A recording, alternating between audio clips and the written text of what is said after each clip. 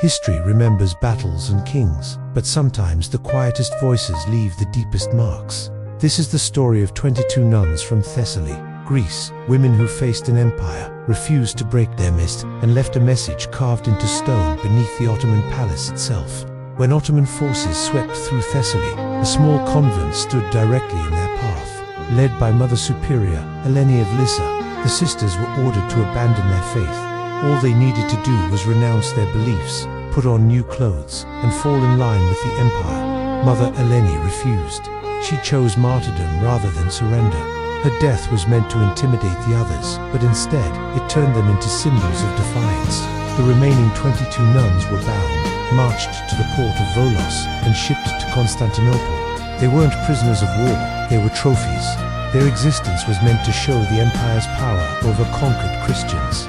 When they reached the imperial court, the Grand Vizier offered them mercy and a comfortable life. If they converted, every single one said no. One nun, Sister de Rose, told them, "You can change our names, but not our prayers." That single sentence was enough to seal their fate. Thrown into the underground cells beneath Topkapi Palace, stripped of their habits, and forced to serve nobles, the empire tried to crush their identity. They were isolated, humiliated, and used as labor deep below the luxury above them. But silence is not the same as surrender.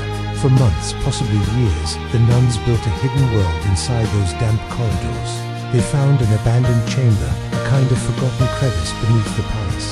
And there, away from their captors' eyes, they prayed. They carved Christian symbols into the walls.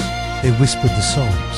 Their faith turned into an act of quiet rebellion. The empire believed they were forgotten, but the nuns preserved themselves through ritual, community, and unbroken conviction. Centuries passed. Topkapi fell silent, then became a museum. The world changed. But history has a habit of resurfacing. Archaeologists excavating beneath the palace uncovered strange inscriptions, crosses, Christian iconography, and a Latin phrase carved into stone.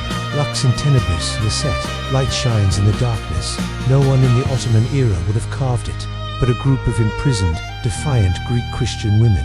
That fits all too well. Those carvings are now considered physical proof that the nuns' resistance survived long after their captors. Their empire, and even their names, faded into dust. Stories like this remind us that courage isn't always loud. Sometimes it's a whisper in a dark room, a prayer carved into cold stone, or a choice to stay true when everything pressures you to break. If this forgotten chapter of history moved you, share it, not for the empire that tried to erase these women, but for the voices that refused to disappear.